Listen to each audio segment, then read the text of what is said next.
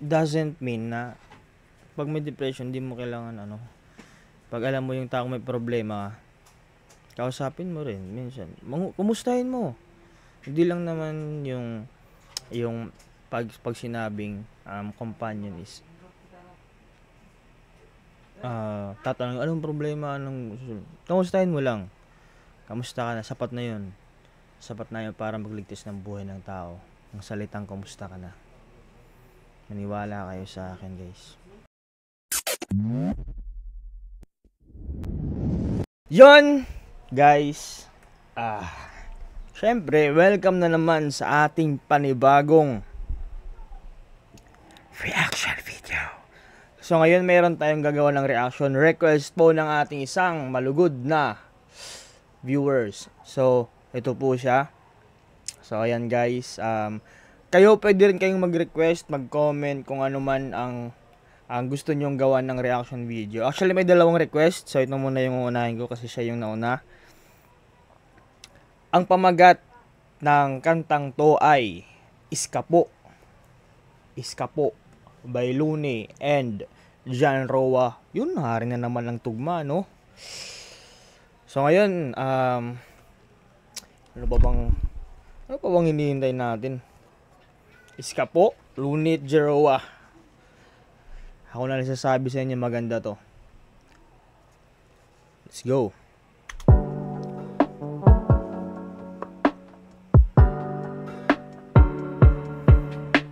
Kapayapaan sa sarili, kailan ko pa ba matatagpuan? Araw-araw na lang ang pag-aalala, parang wala na siyang katapusan. Dumudugo ng luha ang mga mata pag ang puso'y sugatan. Gusto ko nang lumuha ng dugo para ulo'y gumaan. Gusto ko na matulog bukas, ipagpapatuloy ko na lang. Baka alam mo kung saan ang tamang daanan, pakituro mo naman. Kasi gusto kong tingnan kung nasan nga ba ang pinagbuhatan ng kasalukuyan. Ang hinaharap ay pinangunahan, pinarusahan na bilanggo sa nakaraan na kinamulatan. Hindi na rin makapaghintay pa sa pagdating ng kinabukasan. Kaya ako ay pumalaot, nagpaanod at inabot pa ng bagyo. Sumasabog ang mga alon at pinasok na ang barko. Ang kisame ng kabaong ko'y puro kalmot ng kuko. Ramdam ko na naman bigla ang ginaw na bumabalot sa buto. Naku po, habagin na ang ihip. Ramdam ko na naman, ano yan? Barko, ang kisame ng kabaong ko'y puro kalmot ng kuko. Ramdam ko na naman bigla ang ginaw na bumabalot sa buto. Naku po, habagat na ang ihip. Anxiety. Magkumot, ganun guys, no, pag yung iba, pag inaatake sila ng anxiety, parang nilalamig doon sila parang ganun. Ako wala akong masyadong alam dyan kasi laking pasasalamat ko na hindi ako nadapuan ng mga ganong sakit, no? Anxiety, depression, ganon. Tuloy natin. Naku po, habagat na ang ihip. Pag malamig, magkumot, magdamag na sa isip. Masasakit na hugot, masamang panaginip. Ang kalakip ng tulog, kaharap pagkagising. Mas malaki mangungot kaya gusto lang naman kung mawala ng isip kahit pansamantala. Pero bakit tila mas lumalala? Di ko alam kung saan ako dinadala. Parang overthinking, no? Yung kay John Rolly ito. Habang nag-iisip pa ng paisip, palala ng palala. Balik natin. Ganito kasi yung nangyayari kapag meron kang anxiety, depression, parang lahat ng isipin mo instead na solusyon, palala ng palala yung problema, maiisip mo parang ganun. Parang naisip, parang wala nang solusyon. Nangisip kahit pansamantala, pero bakit tila mas lumalala? Di ko alam kung saan ako dinadala. Gusto lang naman kung mawala ng isip kahit pansamantala, pero bakit tila mas lumalala? Minsan gusto ko na lang na mawala. huwag kang magpapalimit limita sa iisang plano. Iblis na mainip, pag-isipan pa ng maigi kung paano. Malimit, Yes. mahilig, pagbilin sa ibang tao. Huwag kang mag-isip ng isa lang plano. Dapat maraming plano. Yung sabi ni Nons. Magpapalimita sa iisang plano. Iblis na mainip, pag-isipan pa ng maigi kung paano. Malimit, mahilig, pagbilin sa ibang tao. Ngunit tila di ko masunod-sunod ang sarili kong payo. Yun. Diba? Tumama. Ito real talk to. Sa Balik ibang natin. tao, ngunit tila di ko masunod-sunod ang sarili kong payo. Pero tila di ko masunod-sunod ang sarili kong payo. Di ba guys, pansin natin. Pag sa ibang tao, yung ano dyan, ang galing mag-advise, no? Ang galing natin mag-advise sa iba. Pero kapag tayo na yung nasa sitwasyon, parang ang hirap i-apply sa sarili natin yung mga pinapayo natin sa iba, no? May mga ganun din ba kayong sitwasyon? Ako, meron akong ganung sitwasyon eh. Pucha, nung nasa akin, hindi ko na alam kung ano ba dapat gawin. Parang kinikasyon ko na yung kakayahan ko, parang gano'n. Pero oaks lang yun. Kasi, ikaw mismo maghanap ng sarili mong paraan. Ganun. Sa ibang tao, ngunit tila di ko masunod-sunod ang sarili kong payo. Katahimikan, nakahiligan, kapaligiran, parang libingan. At kahit minsan walang bisita, nasa dilim at nakangiti lang. Naging pihikan sa pag-ibig, maging sa kaibigan. Napili kong piitan ay ang sarili kong isipan. Kaya maya't Huwag mong ikukulong ang sarili mo sa sarili mong isipan. Bigan, napili kong piitan ay ang sarili kong isipan. Kaya maya't maya natataranta sa mga nakaamba na pangamba. Kailangan ng pampakalma, ayoko na maalala ang pag-aalala. Nakakawala ng gana, isip ay parang ibong lumilipad sa loob ng hawla. Nagawa sa mga negatibong posibilidad, habagat na ang ihip. Ano ba to? Overthinking ba to? Yes. Balik natin konti Overthinking ba to? Pag-aalala, nakakawala ng gana. Isip ay parang ibong lumilipad sa loob ng hawla. Nagawa sa mga negatibong posibilidad, habagat na ang ihip. Pag malamig, magkumot, magdamag na sa isip. Masasakit na hugot, masamang panaginip. Ang kalakip ng tulog, kaharap pagkagising.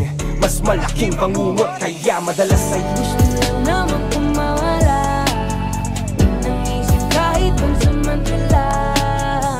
Pero bakit tila mas lumalala? Di ko alam kung saan ako dinadala. Gusto lang naman kung mawala ng isip kahit pansamantala. Pero bakit tila mas lumalala? Minsan gusto ko na lang mawala. minsan lapis at papel ang mas madaling kausap. Sakit sa ulo, ang sabi ng iba ito'y sakit sa utak. Kadagabi nagmamadali na makarating sa ulap. Bukas magkatap. Ang lalim nun. Teka lang. Balik natin. Ang lalim nun. Lang mas madaling kausap. Sakit sa ulo, ang sabi ng iba ito'y sakit sa utak. Kadagabi nagmamadali na makarating sa ulap. Bukas magkatabi na butas ng ilong may nakatakip na bulak. Balisong sa pulso, 40. Depression. Parang yung depression, di ba? Parang tinutulak ka sa pinaka-edge ng buhay mo. Parang ito yung sinasabi nila siya. Tama ba ako? Ewan ko lang tama yung pagkakaintindi ko. Balik natin konti. Sa utak, kadagabi nagmamadali na makarating Yun. sa ulap. Bukas magkatabi na butas ng ilong may nakatakip na bulak. Balisong sa pulso, 45 Depression. nakatutok sa bibig. Depression. Pero parang gusto ko yung kumot nakapulupot sa liig. Yun. Ulo ng buong daig. Sensitibo to guys sa mga merong nararamdaman. Sensitibo to. Panatiliin yung tumingin sa positibong bahagi ng buhay. Huwag yung papakulong sa kalungkutan.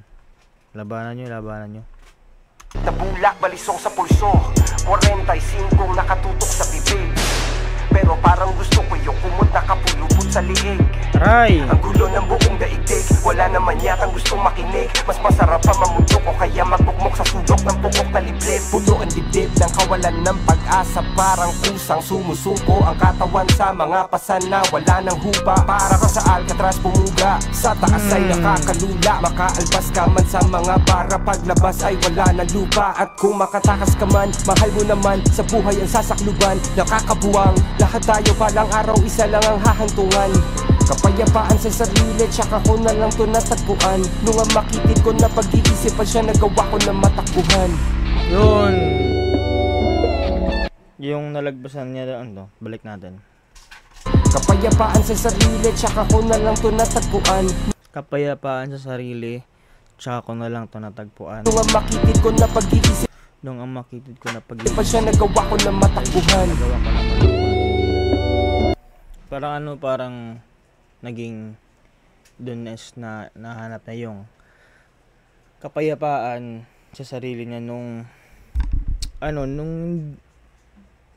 hindi siya nagpadala sa makitid niyang pag-iisip, parang yung ganun. Parang nilabanan niya, dapat ako yung may control, hindi ikaw, parang ganun. Kaya ayun, yung siguro nag-survive siya sa episode na ganun, sa depression, kaya dun mas naging payapa yung kalooban, kaisipan niya.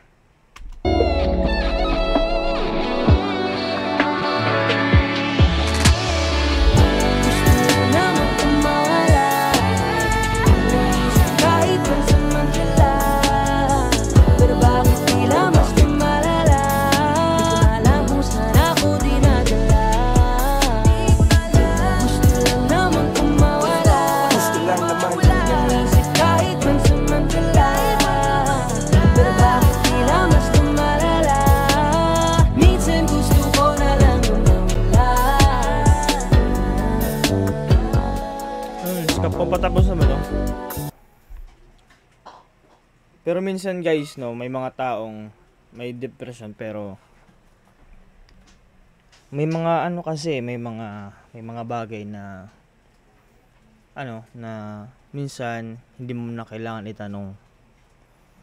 Like, ano problema, parang ganun. Ang gagawin mo lang, sasamahan mo lang yung taong may ganun. May karamdaman like may depression, anxiety. Hindi mo siya kailangan kausapin kasi minsan mas nai-enjoy na yung may kasama lang, parang ganun. Magsama lang kayong dalawa, yosi or ano gagawin nyo po lang hanggang sa kumalma yung utak niya. Kasi yung may mga problemang hindi nila kayang sabihin. So isa yun sa mga pinoprotektahan din natin. May mga problema tayo na tayo nakakaalam, dapat tayo lang yung makakasolve nito. So yun. Kasi the more na tinatanong mo sila, nape-pressure, parang gano'n. Pero it doesn't mean na pag may depression, di mo kailangan pag alam mo yung taong may problema, kausapin mo rin minsan. Kumustahin mo. Hindi lang naman yung pag sinabing companion is